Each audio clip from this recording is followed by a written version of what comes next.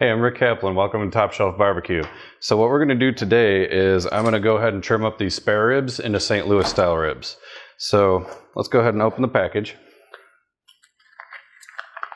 Now you can see here the spare ribs, if we flip them over, your rib bones go to about here, and then you've got this extra flap, which is called the skirt. Sometimes it's bigger than this on some other pieces of meat. But what we're going to do is, first off, we're going to cut off that skirt. Not much here, so that's easy.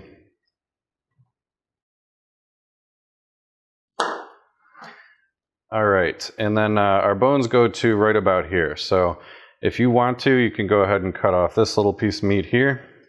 Put that to the side.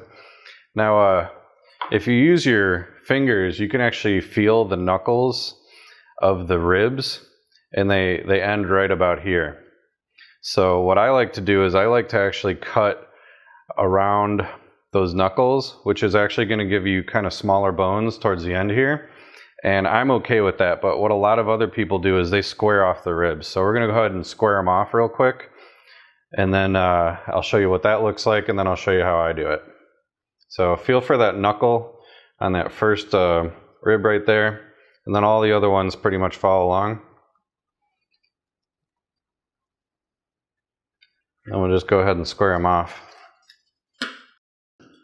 So this extra piece of meat, this is where the rib tips are. This is really good meat. Don't throw this away. You can either use this for soup, or you could go ahead and cook the rib tips, but you could see the cartilage from the rib tips in there. So I'm going to put that to the side. So now we've got a nice squared up St. Louis style ribs here. But like I said, the knuckles actually come down this way. You can see right there. And I like to cut that off just so you don't have any rib tips. And you just have straight bones. So I'm going to go ahead and cut the rest of the way here.